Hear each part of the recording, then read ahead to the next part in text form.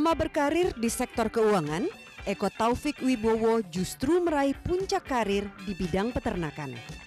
Sejak Desember 2016, pria kelahiran Medan ini menjadi Direktur Utama PT Berdikari, perusahaan plat merah di bidang peternakan. Posisi ini diraihnya setelah 9 bulan menduduki kursi Direktur Keuangan. Pria yang pernah berkarir di Bank Mandiri dan Bappindo ini menerima warisan tidak nyaman dari pendahulunya. Kas PT Berdikari berdarah-darah. Utang perusahaan ke perbankan mencapai 250 miliar rupiah. Eko Taufik menyimpulkan Berdikari tidak fokus. Ia pun melakukan rekondisi dan restrukturisasi bisnis. Kerja kerasnya berhasil. Tahun 2018, Berdikari mampu membukukan laba usaha sebesar 18,5 miliar rupiah. Sampai semester pertama tahun 2019, laba Berdikari sudah mencapai 25 miliar rupiah. Angka ini sudah mendekati target 2 semester 2019 sebesar 27 miliar rupiah. Bukan hanya meraih laba, Eko Taufik ingin Berdikari tampil sebagai perusahaan yang berhasil mengawal stabilitas harga daging bagi konsumen di dalam negeri.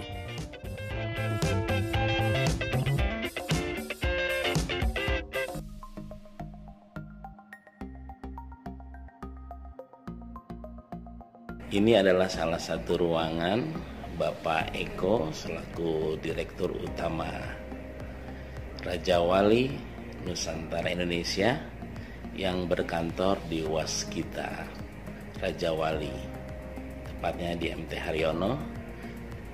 Nah, ini dia. Pak Eko adalah dulu di SMA 3 menerima tamu, dan kebetulan saya ini sebagai sahabat yang kagum sama beliau, kita ambil kiat-kiatnya ya.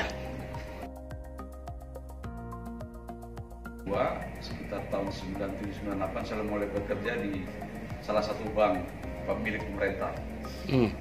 Mulai meniti karir di perbankan, kemudian sampai sekitar tahun 2010 saya meniti karir di perbankan. Kemudian saya dapat amanah penugasan di lembaga keuangan non-bank, Pegadaian. Kemudian saya berkarir di beberapa perusahaan swasta bergerak di bidang tambang. Kemudian saya balik lagi ke perbankan 2016 dan ditugaskan lagi ke perusahaan sektor real di perusahaan negara peternakan. Kemudian sampai sekarang saya ditugaskan lagi terakhir di PT RNI.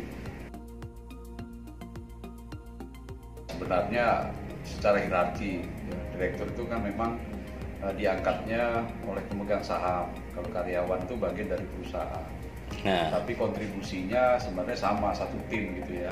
Karyawan dan direksi itu adalah satu tim yang sesuai hierarkinya masing-masing menjalankan amanah yang diamanahkan untuk dilakukan dalam satu perusahaan, sehingga masing-masing berkontribusi untuk menjadi satu sinergi untuk mencapai tujuan dari kemajuan dari perusahaan itu.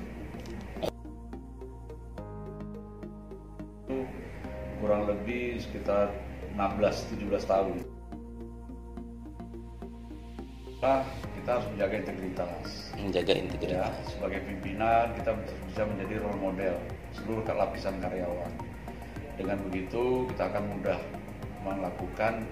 menerapkan strategi perusahaan sesuai dengan arah yang sudah disepakati pemegang saham maupun yang diamanahkan kepada board of director.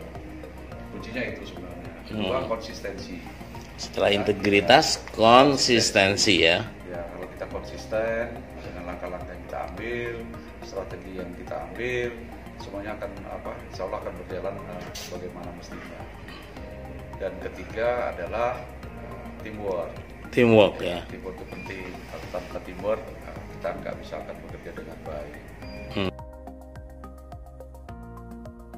Ya, sebenarnya pimpinan yang favorit saya ya, dan yang membuat karir saya cepat berkembang itu adalah saya selalu mengidolakan pimpinan yang mau sharing dan mau duduk bersama ketika kita diskusi.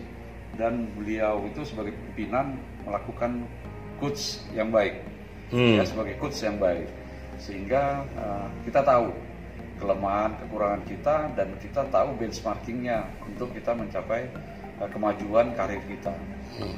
Pimpinan yang seperti itulah yang membawa perusahaan itu tentunya pasti bisa cepat maju, dan langkah-langkah itu saya tiru juga. Jadi saya selalu kepada karyawan-karyawan tidak hanya yang berprestasi, tapi yang perlu pembinaan itu selalu melakukan pendekatan-pendekatan, treatment yang berbeda, treatment khusus untuk supaya kita itu sebagai mitra, ya, mitra, tapi kita memberikan arahan-arahan sehingga apa yang kita harapkan dari karyawan itu bisa bekerja lebih optimal itu akan muncul.